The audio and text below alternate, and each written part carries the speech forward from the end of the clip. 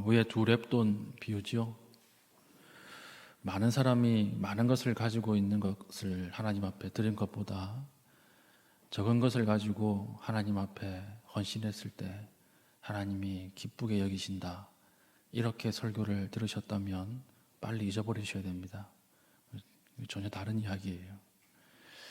이 이야기가 이렇게 적용을 하면 안 되는 것이 성경을 볼 때는 문맥적으로 봐야 된다. 이렇게 말씀을 드렸죠. 누가복음 20장은 권위에 대한 이야기로 시작을 합니다. 예수님이 백성을 가르치고 있으니까 서기관과 율법사들이 와서 어느 신학교 나왔냐 물어보잖아요. 무슨 권위로 가르치냐. 그래서 예수님께서 무엇이 최종 권위인가에 대해서 쭉 이야기하시는 거죠.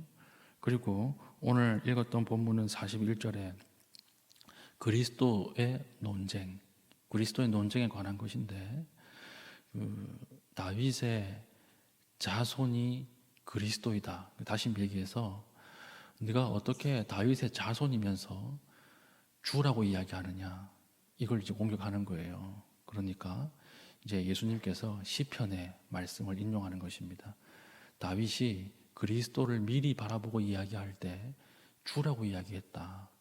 자기 자손이면, 자기 저 뒤에 오는 후손이면 어떻게 후손에게 조상이 주라고 이야기하겠느냐, 주인이라고 이야기하겠느냐. 다윗이 아주 멀리서 그리스도를 보고 그가 바로 하나님이라고 하는 것을 알고 주라고 이야기했다. 그러므로 누가 더 권위 있느냐는 거예요. 다윗이 권위가 있느냐, 다윗의 후손으로 온 메시아가 권위가 있느냐. 내가 그리스도이기 때문에 내가 다윗보다 권위가 있다. 이렇게 이야기를 하는 것입니다. 그리고 나서 그들이 가지고 있는 최종 권위가 무엇이냐면 성전이거든요. 성전을 가지고 이야기하는 거예요. 나는 성전보다 더 큰 권위를 가지고 있는 자다. 이렇게 이야기를 하고 있는 것입니다. 그래서 45절 보면요. 모든 백성이 들을 때에 예수께서 그 제자들에게 이르시되 긴 옷을 입고 다니는 것을 원하며 시장에서 문안받는 것과 회당의 높은 자리와 잔치의 윗자리를 좋아하는 서기관들을 삼가라. 이들이 이렇게 존경받고 권위를 행사하는 근원이 무엇입니까? 성전이거든요. 성전. 이 성전 때문에 이들이 아무것도 아닌 하나님 앞에서 아닌 이들이 하나님 앞에서 이렇게 권위를 가지고 살아가는데 이들의 외식을 조심하라는 거예요. 그러면서 47절 보십시오. 그들은 과부의 가산을 삼키며 이랬죠. 자신들의 권위를 가지고 앞에서는 아주 율법을 잘 지키는 것처럼 아는 것처럼 이야기를 하지만 사실 그들은 과부의 가산을 삼키는 자들이다. 이렇게 말씀을 하고 있는 것입니다. 그리고 외식으로 길게 기도하니 그들이 더 엄중한 심판을 받으리라. 그리고 나서 예수님의 눈에 들어오는 한 가지 일이 있는 거예요. 예수님께서 이 이야기를 딱 하시고 나서 주변에 무엇이 보이는 것입니까? 21장 1절. 예수께서 눈을 들어 부자들이 헌금함에 헌금 넣는 것을 보시고, 부자들이 헌금하는 것을 보는 것입니다. 그런데 그 뒤에 누가 보여요? 예수님의 초점이 좁혀지죠. 많은 부자들이 헌금을 하는데 그 안에 누가 있는 것입니까? 또 어떤 가난한 과부가 2렙돈 넣는 것을 보시고 이르시되 내가 참으로 너희에게 말하노니 이 가난한 과부가 다른 사람보다 많이 넣었도다. 저들은 그 풍족한 중에서 헌금을 넣었거니와 이 과부는 그 가난한 중에서 자기가 가지고 있는 생활비 전부를 넣었느니라 하시니라. 이 무슨 말이냐면요, 과부의 헌금 2렙돈이라고 하는 것은 그 당시 한 데나리온이 하루 품삯이었잖아요. 그거에 오늘 보면 128분의 1 정도 돼요. 그러니까 오늘날 10만 원 받는다 그러면 이 2렙돈, 과부가 한 1,500원 좀 넣은 거예요. 1,500원 넣었는데 과부는 성전에 돈을 안 내게 되어 있습니다. 왜냐하면 과부는 성전에 돈을 내야 되는 존재가 아니고 성전을 통해서 도움을 받아야 되는 존재예요. 그래서 못 내게 한 거예요. 그래서 하나님께서 성전을 딱 지으실 때 항상 가난한 자들, 과부들, 고아, 객들을 먹여 살릴 수 있는 사회 보장 시스템을 만들어 두신 거예요. 대표적인 게 화목제죠. 화목제. 내가 죄를 지어서 소 한 마리 잡으면 화목제 같은 경우에는 어떻게 해야 됩니까? 해가 지기 전에 소 한 마리를 다 먹어야 돼요. 그럼 소 한 마리 잡으면 700kg인데 뭐 850kg 나가는 소도 있고, 그러면 근수로 따지면 몇 근입니까? 그럼 거의 뭐 900근 가까이 되지 않습니까? 그럼 900근 정도 먹이려면 몇 명 필요할까요? 처음에는 가족들 먹이다가 나중엔 친척들 먹여야 되고요. 나중에는 누구까지 불러야 돼요? 원수까지 불러야 돼요. 지나가는 사람 다 먹여야 되는 거예요. 이게 하나님 제사 안에 넣어두신 사회보장제도입니다. 먹고 살 수 있게끔. 그래서 하나님을 잘 예배하고 성전의 기능이 올바로 돌아가면 이스라엘 안에 가난한 사람이 없도록 되어 있는 거예요. 그런데 오늘 이 성전 헌금함에 누가 지금 돈을 넣고 있습니까? 과부가 넣고 있거든요. 이건 무슨 말일까요? 이 당시에 성전이라고 하는 걸 누가 지었냐면 헤롯이라고 하는 사람이 지었어요. 그런데 헤롯은 에돔 사람이거든요. 이두메 사람, 이방인입니다. 그렇기 때문에 로마에 의해서 유대를 다스리고 있는 사람이지 유대인들에게는 인정을 못 받았던 왕이에요. 그러니까 항상 정치적으로 불안한 거예요. 아, 로마에서 나를 자르면 나 갈 데가 없는데, 그러면 유대인들에게 환심을 사야 되는데 고민하다가 어떤 장깨를 냈을까요? 유대인들이 가장 좋아하는 성전을 지어주자. 정치적 목적으로 거대한 성전을 짓잖아요.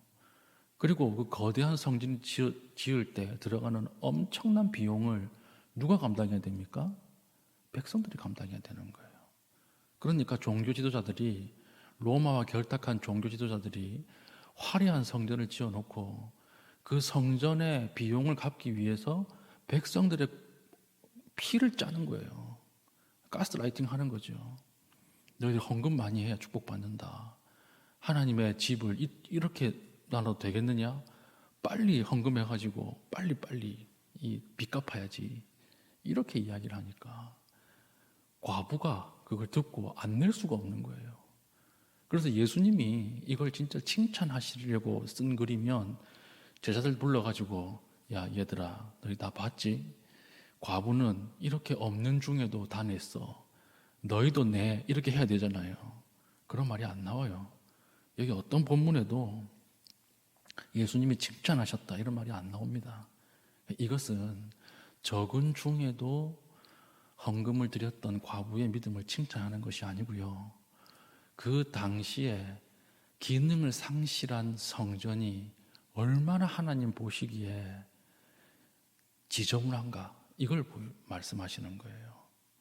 하나님의 성전의 주 기능을 하나님과 깊은 관계를 맺고 그 다음에 이웃에 대한 탄식을 들을 수 있도록 성전을 주셨는데 지도자들은 거기에 관심이 없어요. 외형만, 바깥에만 아주 화려하게 꾸며놓고 그 안에 하나님의 임재를 사라지게 만들어버린 그 본래적 기능을 상실한 성전, 이것이 얼마나 하나님 앞에 보잘것없는 것인가. 그래서 오늘 보면 예수님이 그 가난한 중에서 자기가 가지고 있는 생활비 전부를 넣었느니라 이렇게 얘기하시잖아요. 근데 이게 생활비라고 되어 있는 이 단어가 바이온이라고 하는 어근이 무엇이냐면 생명이라는 뜻이에요. 생명. 그래서 우리가 한 달 동안 이렇게 돈을 쓸 때 월급을 내가 일해서 받은 돈을 생활비라고 얘기하죠. 그런데 최소한 법적으로 건드리면 안 되는 돈이 있습니다. 그 뭐라 그래요? 생계비라고 이야기를 해요. 여기 생활비라고 번역된 게 사실 생계비를 이야기하는 거예요.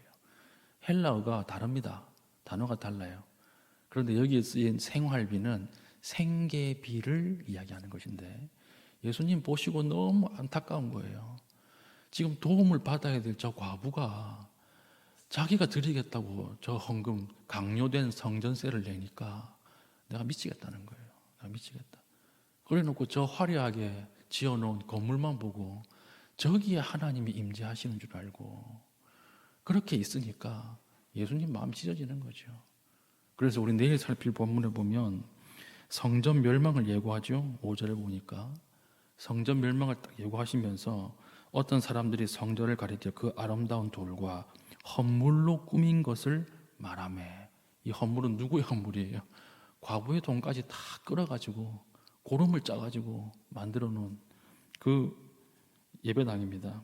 그리고 이르되 말하매 예수께서 이르시되 너희 보는 이것들이 날이 이르면 돌 하나도 돌 위에 남지 않고 다 무너뜨려지리라.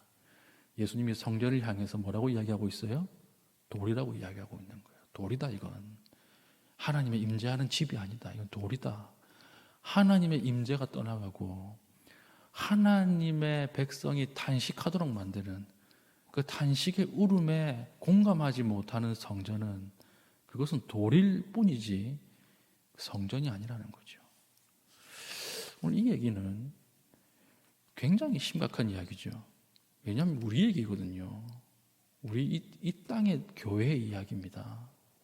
이 굉장히 심각하게 오늘 주님께서 말씀하시는 것입니다. 오늘 이제 우리가 성전이 되었죠. 우리 몸이 성전이 되었습니다. 그러면 하나님이 우리의 몸을 통해서 하시고자 하는 것이 무엇일까요? 약자에 대한 비탄의 소리를 듣고 같이 울 수 있는 것. 그거죠. 오늘 이 땅의 교회에 하나님께서 원하시는 것이 무엇일까요? 그 교회당 크게 짓고 빚 많이 내가지고 짓는 게 아니에요. 빚 과도하게 빚 내서 지어가지고 그 빚 갚느라고 아무 사역도 못하는 그게 아닙니다. 거기에 하나님 임재하지 않아요. 하나님이 정말 원하시는 것은 약자들의 고통 소리를 들은 거죠. 가슴 아픈 자들의 고통 소리에 같이 우는 거죠. 그것이 하나님이 이 땅에 교회를 세우시고 이것을 위해서 자기 아들을 주신 거예요. 그래서 우리가 살아갈 때 너무 긁어 모으려고 하지 마십시다. 왜냐하면 하나님은 우리에게 자기 아들도 주셨거든요. 모든 걸 다 주셨어요.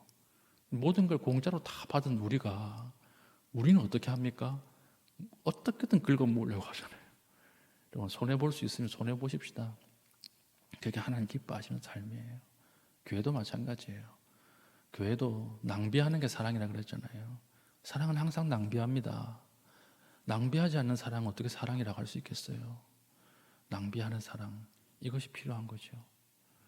그래서 우리가 하나님 앞에 몸된 주의 몸된 성전으로서의 삶을 살아가는 것, 그것이 하나님이 우리에게 정말 원하시는 그 뜻이 아니겠는가, 그렇게 오늘 여러분들 이 아침에 나눠봅니다. 여러분들 이 경쟁 사회에 살면서 손해보면 죽는다고 생각하잖아요. 그런데 그렇지 않아요. 손해보면 하나님 채워주십니다. 손해보면 하나님이 더 좋은 것으로 만져주십니다. 그것을 누리면서 사는 것이 그리스도인의 삶이 아닐까, 그렇게 생각을 합니다. 오늘 서기관과 과부, 이 과부의 헌금 이야기, 여러분 이 이야기를 처음 들어보셨다면 그만큼 우리가 본래적인 성경의 메시지에서 멀어진 말씀을 듣고 있었다는 거예요. 우리에게 주신 하나님의 그 깊은 말씀을 가지고 이제는 우리 몸이 성전됐잖아요. 이제 우리가 하나님 앞에 더 헌신하고 손해보고 나보다 더 가슴 아파하는 자들의 비탄, 가슴 아픈 소리를 듣고 같이 울 수 있는 성전 될 수 있기를 예수님의 이름으로 축복합니다. 아멘. 기도합시다. 기도할 때 오늘 말씀을 가지고 하나님이 기도하기를 원합니다. 하나님, 주의 음성을 듣게 하여 주시고 하나님 나를 통하여 슬픈 자, 외로운 자들이 위로가 되게 하여 주시옵소서 기도하시고요. 또 어저께 김종규 집사님 하나님의 부름을 받았습니다. 그 가정을 위해서 기도해 주시고 여러분 문자를 통해서 장례 일정과 장소를 보내드릴 수 있도록 하겠습니다. 그 가정에 위로가 있도록 기도해 주시기를 바랍니다. 각자 개인적인 기도 제목을 가지고 기도하시고 자유롭게 돌아가시겠습니다.